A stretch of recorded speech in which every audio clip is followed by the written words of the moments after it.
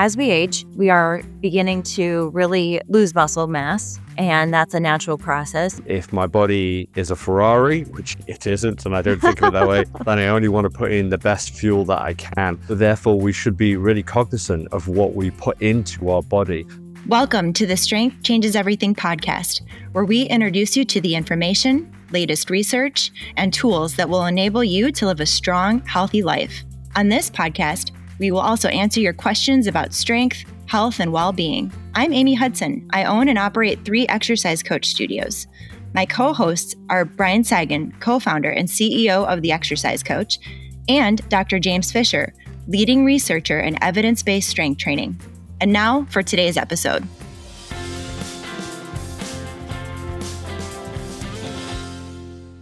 Today's episode is all about protein. If you are like me, you probably have seen all over maybe Instagram and social media, ways to increase your protein. Let's hit our protein goals. Protein. It's all over the place, right? But we're going to talk today in this episode about, especially if you are strength training, why dietary protein is important for muscle health. We're going to talk about other benefits of consuming dietary protein. We'll talk about the types of protein options out there and break those down. We'll talk about what dosage of protein should we be shooting for? How much protein should we be eating in a day? A common question. And finally, why we might want to consider focusing a little bit more on how much protein we are eating as we age. Those are the items we're going to cover today in the podcast and more. So, Dr. Fisher, how are you doing today? I'm doing great, Amy. Really excited to talk about this. And then I'm going to go and have a meal, I think, after this, because it's definitely going to make me hungry talking about protein. Yes, hopefully a very protein-centric meal. Absolutely. Great. Okay, so we're going to just dive right in with both feet. And let's start off by making the case for our listeners, especially if you are participating in strength training, with which many people who listen to this podcast do. So why is dietary protein consumption so important for our muscle health? Yeah, this is a great question, and it's probably the key question, because many people think that if they're engaging in strength training, they need to look at their protein consumption. And certainly one of the key things with our day-to-day life is certainly our engagement in muscle building exercise, e.g. strength training. But also we can consider our dietary habits, because they're potentially far more meaningful. We might only engage in strength training once or twice a week, but obviously we're consuming meals, 3 or 4 times a day, every day, and so forth. The key concept really with this is that our body is constantly trying to form this sort of homeostasis, this balance. So there is something called muscle protein synthesis, and that's basically the building or regeneration of muscle.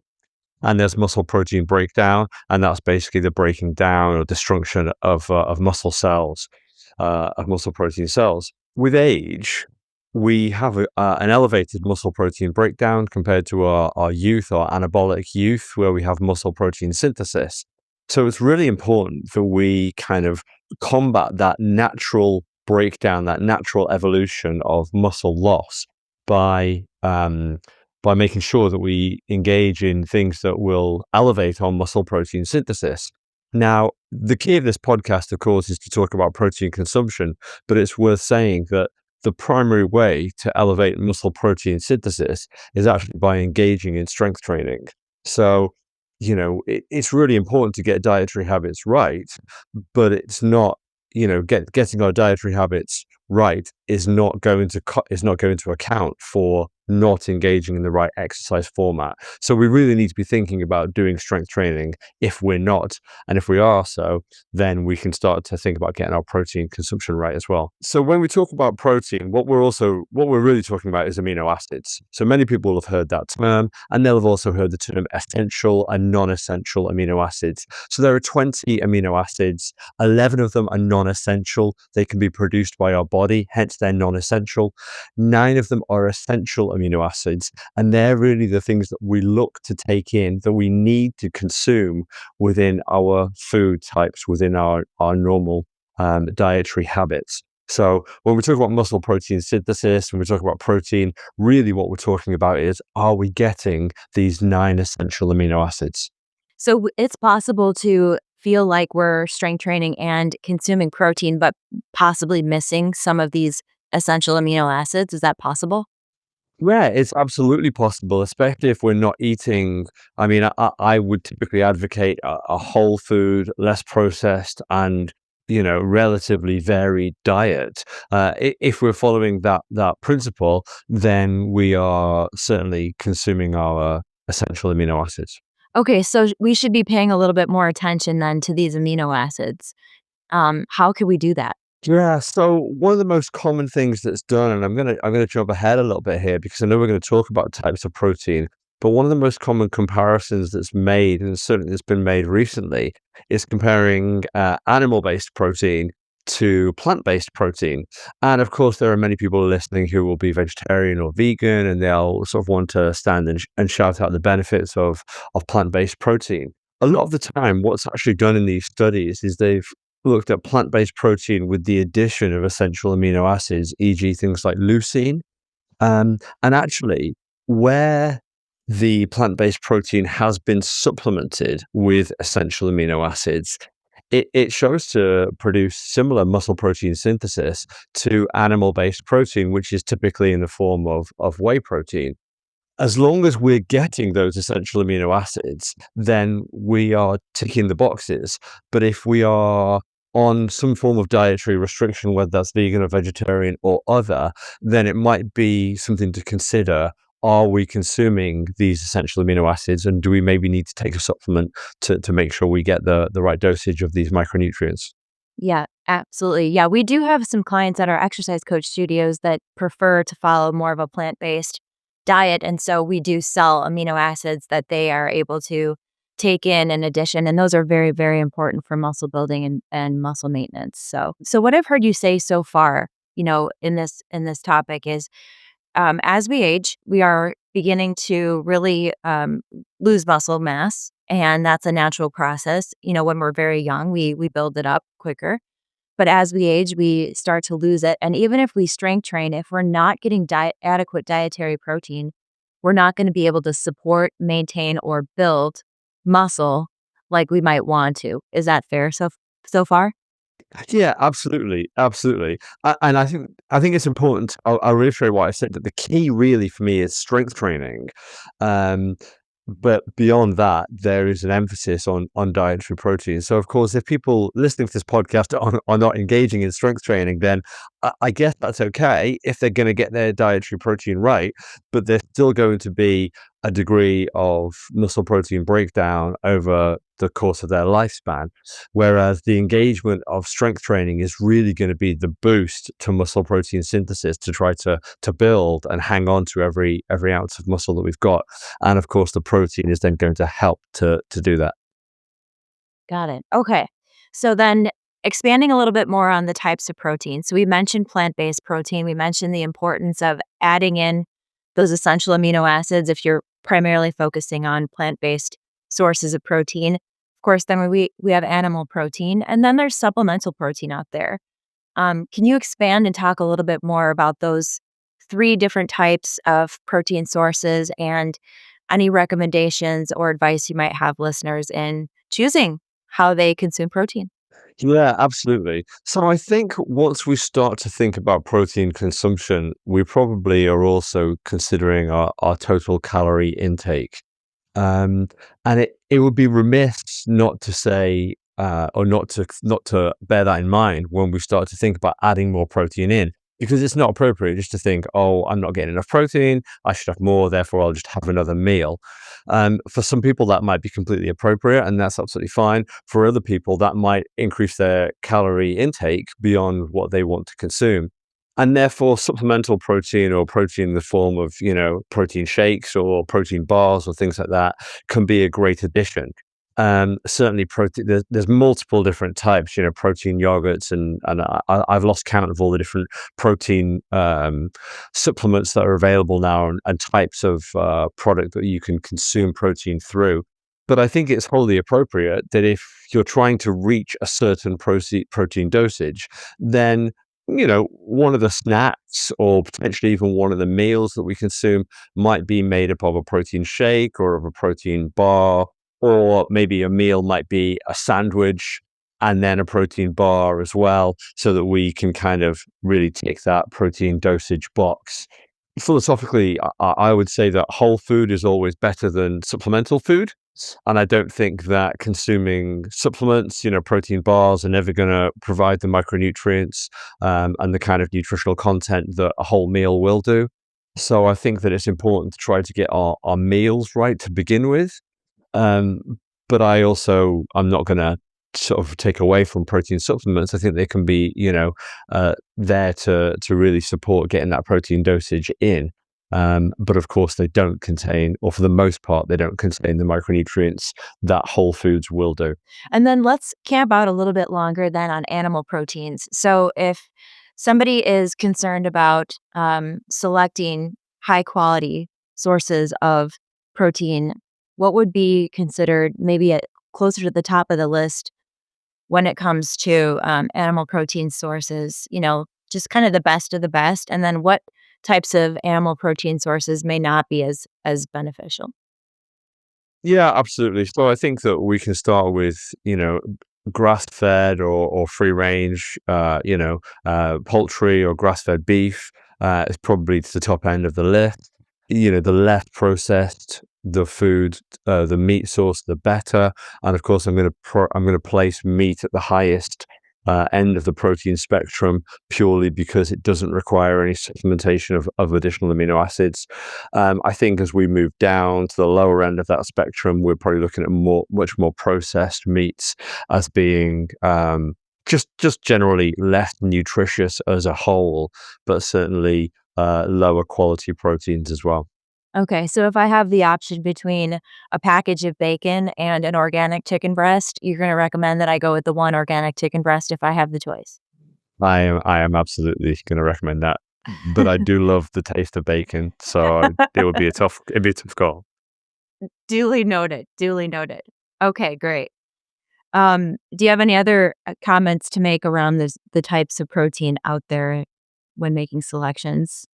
No, I think one of the key things that maybe this conversation might promote is that people start to just think about what they're putting in their body, and start to, maybe if they're buying food that's in a package, then they look at the package, they look at maybe where the meat has come from, and they look at the nutritional content, or they start to use sort of farmers markets or butchers or things like that for their meat products. Yes, absolutely. We have a new item that we have created for clients at Exercise Coach Studios recently about types of protein sources and grams of protein in various types of animal protein and plant protein. So we're going to talk about dosage that we should be shooting for, how much protein we should be shooting for. But sometimes it's very eye-opening to realize that, hey, in one chicken breast, there's 30 grams of protein. And it might be easier than some people think, as long as they're choosing the right types of protein sources, to hit their goals. But let's move into talking about the recommendations then in terms of how much protein we should be eating. Yeah, so this is going to be the bit that probably I think is most important for most people, and it's probably going to be the most surprising part for most people. So I just checked before we started this call, and the government recommendations in the UK certainly are 0.75 grams per kilogram of body weight. And so, to put that in context, someone weighing 82 kilos, which is 180 pounds, the government recommendations are that they consume around 60 grams of protein per day. Now, I'm going to tell you categorically that's way too low. That's just way too low. If we go to the evidence base and the research by Dr. Stu Phillips and Brad Schoenfeld and colleagues who have looked at the amount of protein for muscle protein synthesis, we are looking at between 1.6 to 2.2 grams per kilogram per day. So in context, using myself as an example again, at 82 kilos or 180 pounds, I'm probably looking at around 180 grams of protein per day. So you can see there's a drastic difference. The previous one that I mentioned was 60. The actual evidence supports that this should be closer to 180. And actually, in the US, there's a really nice way of thinking about this. It's 1 gram of protein per pound of body weight. So that's what we should be shooting for through the day. Now, of course, people can break that down and they can think, well, I currently weigh 180 pounds, but my goal weight is 160 pounds. So then you might use that in your calculation, but ultimately it's going to be there or thereabouts. Okay, so if you're listening and you're a female and your ideal weight is 140 pounds, your goal then, according to this research, is 140 grams of protein per day, which is way more than most people out there are consuming. It may surprise you to actually look at how many grams of protein you are consuming per day and get a feel for that, and then see what that potential differential may be, and that's where learning and educating yourself about grams of protein in various items, for example, the chicken breast that has 30 grams.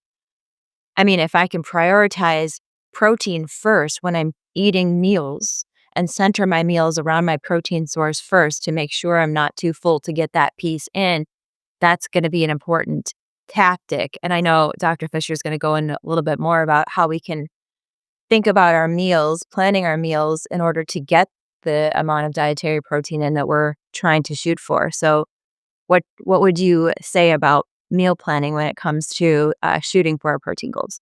Yeah, absolutely. So I think that when we think about breaking down that dosage, that overall dosage, some people will hear the idea of consuming 180 grams of protein, or even anywhere in that figure, as being quite daunting. How do you physically consume that amount of protein in a day? So really, what we should be thinking about is zero point 0.4 to 0.55 grams of protein per kilogram per meal.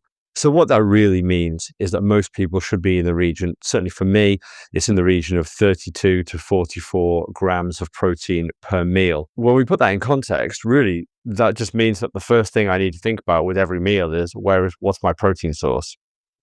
So if, for example, I'm going to sit down and have some toast and some cereal for breakfast, there's a big problem there, because there's very, very little protein in that as a meal itself.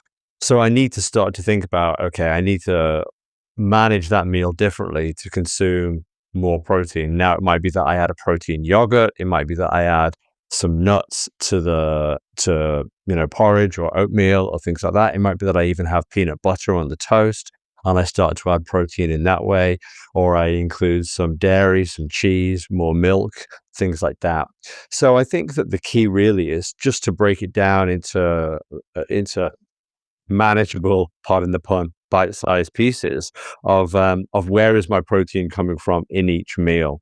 I'm not suggesting for a second that everybody wakes up in the morning and has steak and eggs, but eggs can be an incredibly nutritious way to start the day. It's around 7 grams of protein per egg. So, 2 to 3 eggs as part of a breakfast can be a really nutritious way to start the day. Yes, and not to mention, protein is very filling and satisfying and satiating. And so if you're having 40 grams of protein in a meal, you're really, at least speaking from my experience, not hungry to snack between that and the next time. And so, again, if weight loss is a goal, or if you find yourself feeling always hungry, maybe you're not consuming enough dietary protein to keep you full for long enough between your meals. And this alone, by nature, actually, is more filling for a lower calorie count by volume of food, if you're doing it correctly, which is pretty encouraging. That's exactly right. And in fact, protein also slows digestion. So our protein does increase our satiety, but it slows digestion. So it does leave us feeling full for longer.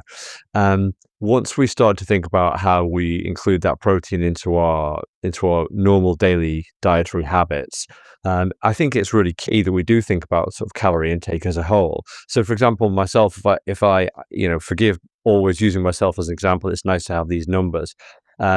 180 grams of protein in a day at 4 kilocalories per gram of protein equates to 720 kilocalories per day, purely of protein.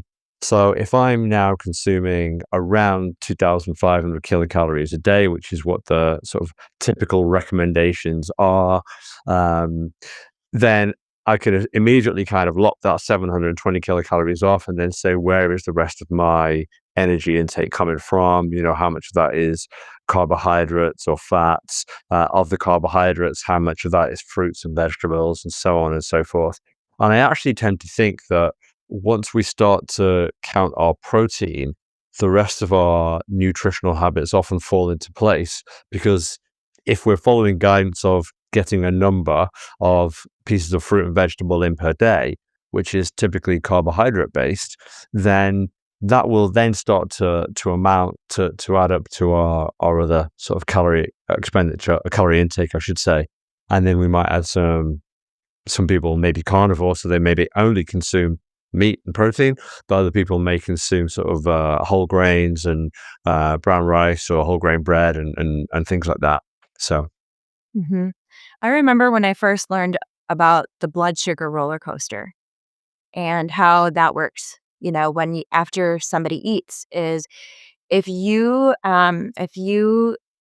picture a spectrum, and a steady blood sugar level would be considered to be ideal. Eating a meal heavy in carbohydrates, sugar, even bread based, will, without any protein to counteract that, or fiber or vegetables, tends to, for many people, lead to a higher spike in blood sugar um, after that meal. So it goes way up above baseline. But then what happens after that, which is very insidious, it crashes. It crashes below that baseline. And what happens when you crash? You are actually craving more. You end up craving more sugar or more food. And it's just so counterproductive uh, to live on this roller coaster of blood sugar. It leads to increased fat storage. Energy levels are all over the place, and protein really, really can stabilize this. When your meals are centered around protein, healthy fats, and fewer carbohydrates or less sugars, those spikes are really not going to be so big after your meals. They're very modest, which leads you to not only that satiety, but then better energy levels throughout the day, which feels amazing if you have not gotten used to that. And I hope that that image, if that's you, who lives off of maybe breads, sugars, or sweeter things, considers how it might feel not to have those highs and lows. you're 100% right. So when we talk about protein intake, one of the things that it can manage, certainly with regards to blood sugar elevation and blood sugar crashes, blood sugar as it moves in that way, especially as blood sugar crashes, it prompts a cortisol response and it prompts systemic inflammation. So we know that everybody's heard the term systemic inflammation. We know that there are health implications for this. We know that there are kind of elevated sort of C-reactive protein levels, CRP levels. I think we've talked about that in the past. But this elevated cortisol is bad for us. This is something we want to avoid. And this all comes from, our typical nutritional habits and our blood sugar elevated and then blood sugar crashes. And protein obviously manages that by, first of all, being a key part of the diet. But as we've said, it slows digestion. And so it reduces this blood sugar crash and it reduces this cortisol spike. And then obviously as a product of that, it prevents and sort of works against muscle protein breakdown. So high cortisol levels actually increase muscle protein breakdown, because when we're in a high cortisol state, we're basically in a fight or flight state. So we're trying to get energy from anywhere we can. So that's actually going to prompt muscle protein breakdown. And of course, if we take protein in, then we're combating that muscle protein breakdown anyway by increasing muscle protein synthesis. So we're kind of modulating this stress response as a whole, but we're also impacting our mood. And of course, we know our mood can be impacted by sugar highs and sugar crashes and so forth. But when we consume amino acids and, in conjunction with the amino acids that our body's producing, amino acids are actually the building blocks of key neurotransmitters that regulate mood and motivation and mental clarity and things like that. So the benefits of protein do extend far beyond just our muscle protein synthesis. That is so amazing and very, very compelling. Who would have known that consuming dietary protein can help me regulate my stress response? That is that is amazing. Who doesn't want that? Awesome. Okay. So, so we've talked about types of protein. We've talked about why uh, protein consumption is important for not only muscle health, but other areas of our health. We've talked about the dosage and how much protein we should be shooting for and given some recommendations around that. Finally, last question for you is why might it be important for somebody to focus a little bit more on their dietary protein consumption as they age? Yeah, so this is a great question, and this links back to actually a comment by Dr. Wayne Westcott in one of our first episodes of season 2 of this podcast, where we talked about a need for greater protein consumption as we age. And when I think of this, I think specifically of my parents, and they definitely don't consume enough protein, just for absolute clarity. So don't think that that even the people behind the scenes of this podcast are perfect, because they're not. Um, but what we generally think of, or what we generally say, is that our absorption is diminished. So we simply can't take in as much protein, or we can't absorb as much protein as we take in, and therefore we need to take in more. It's actually not the absorption rate. The absorption rate is relatively similar, although absorption rate does drop in efficiency slightly with age anyway. But actually, what happens is our muscle protein breakdown increases with age, and therefore we need more protein to combat that with more muscle protein synthesis. So effectively, if we think of this as like two bars, as we age, the muscle protein breakdown bar is elevating and elevating because our body is getting older. We're in a catabolic state, excuse me.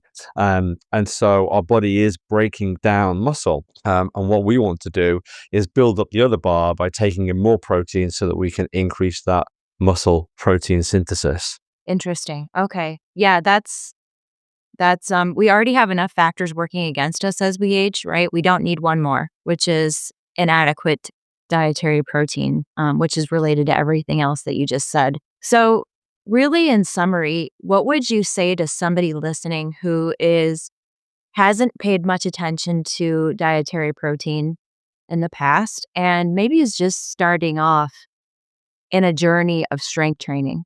Yeah. Okay. So I think first of all, most people I think should be more aware of what they put in their bodies. I make the analogy to my son that if my body is a Ferrari, which it isn't, and I don't think of it that way, but if my body is a Ferrari, then I only want to put in the best fuel that I can. And of course, my body isn't Ferrari; it's infinitely more valuable than Ferrari, as is yours and everybody else that's listening.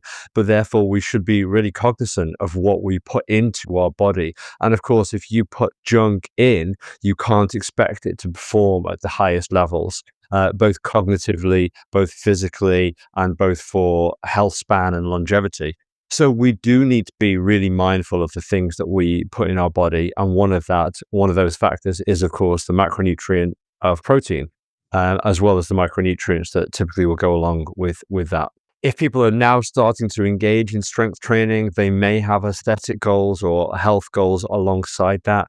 And of course, protein will be a key part of helping to maintain muscle mass or rebuild muscle mass that we've lost with age.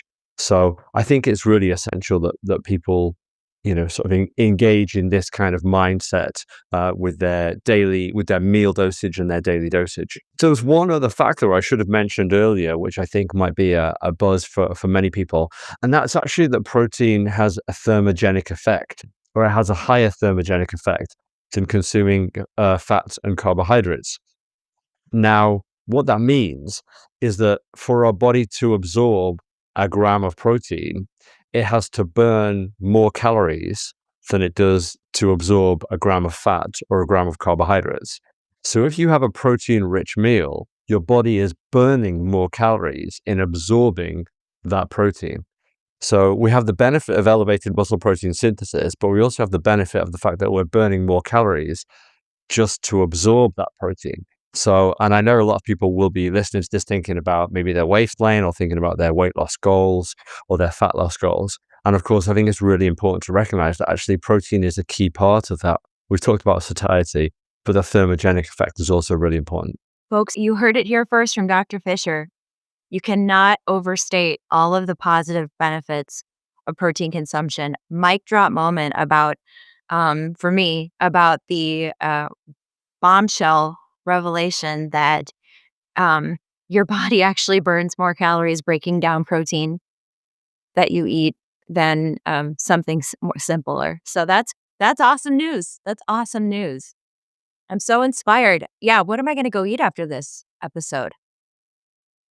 Maybe like salmon and I don't know, something like that. Lots and lots of protein. Well, thank you for breaking this down. Yeah, I would encourage you, if you're new to strength training, we want you to get strong and we want you to build muscle. Most people are way under muscled when they first come to us and get started, which is natural, right? If you haven't strength trained in many years or ever. And so if you want to build muscle mass or even maintain what you have, especially as you get older, don't spin your wheels by working hard at a strength training studio and not getting anywhere close to adequate dietary protein. Consider what you can do today to get adequate, high quality dietary protein in so you can feel and function your best. Thanks for being here with us today. We will see you next time. Hope you remember, strength changes everything. Thanks for listening. If you enjoyed today's episode, please share it with a friend. You can submit a question or connect with the show at strengthchangeseverything.com. Join us next week for another episode, and be sure to follow the show on Apple Podcasts, YouTube, or wherever you get your podcasts so that you never miss another episode. Here's to you and your best health.